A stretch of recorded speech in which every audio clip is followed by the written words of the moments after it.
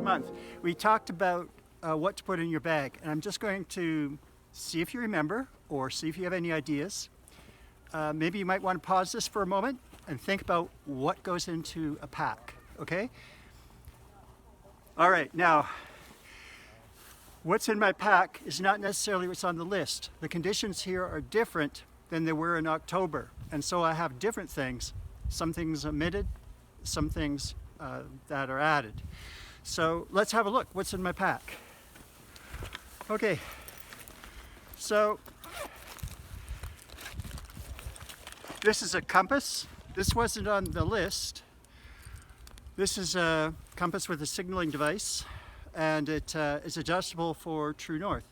Okay, you can, if you're in Ontario or Quebec, for example, you might have to adjust the magnetic declination from true north. So it has a set screw to do that. And so I have a signaling device. This is a whistle. The signal is if somebody's like, if a group is in a line, one toot of the whistle means, are you there? 2 toots means, yep, I'm here. And 3 whistles means generally I'm in trouble. So when you use a whistle as a signaling device, you should blow it 3 times if you're in trouble, and you can do that anytime you're in trouble. That's the whistle as a signaling device. Of course, I have sunglasses. It's pretty cloudy today, so I don't have my suntan lotion today. I have a spare mask. I have a spoon. I brought food, and the food I brought, one of them needs a spoon. So, I brought a spoon. Water bottle. And this one is about, let's say about 1 liter. And that's good for about half a day under normal conditions. And inside, this is one of the things that was on the list. That's like a tube survival bag. You use that with a rope, suspend it from a tree and make a shelter. First aid kit. This is just one from Mountain Equipment Co-op. Everything's included in it.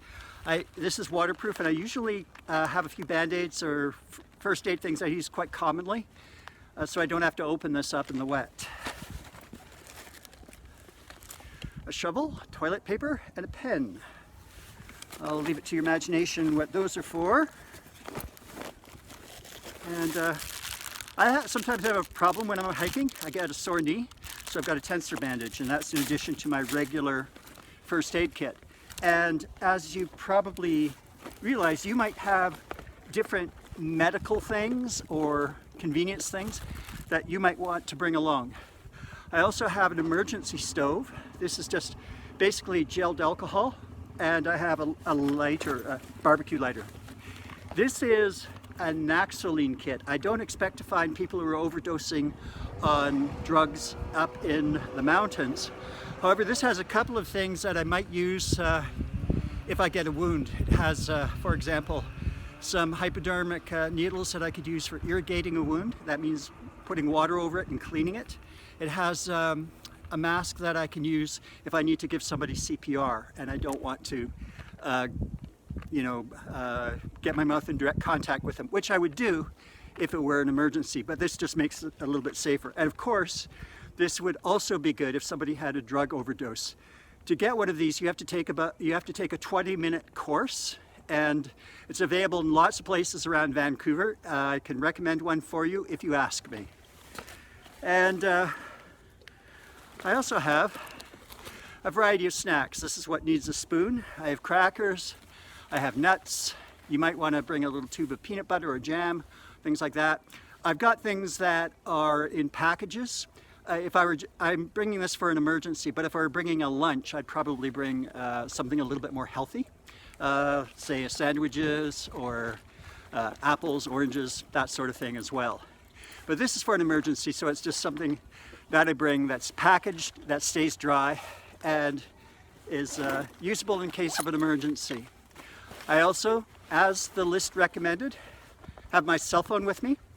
My cell phone, I'm will be useful around this area.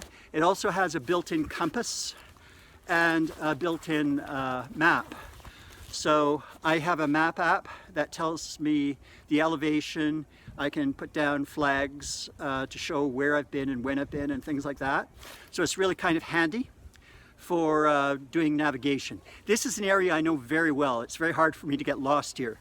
But if the fog came in really heavily, it might come in useful to have something like a map and a compass.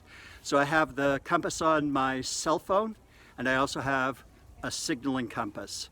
And the problem with the compass on the cell phone is it uses up battery power. And if you're in an emergency situation, you might want to save that battery power so that you can signal somebody if you're lost. And that's what's in my pack today.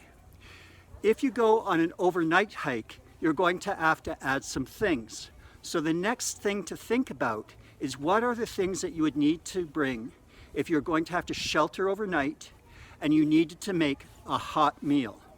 So think about that, and also think about the thing you want to accomplish, the way you want to travel. Do you want to go by bicycle, for example? Do you want to hike, snowshoe? Do you want to cross-country ski? Do you want to canoe? I'm thinking of things that are human-powered. That would mean not motorcycling or skidooing or things like that. So maybe you could think about what you could accomplish in terms of traveling on an overnight journey. And that's it for today. Thank you very much for watching, and we'll see you in the next one.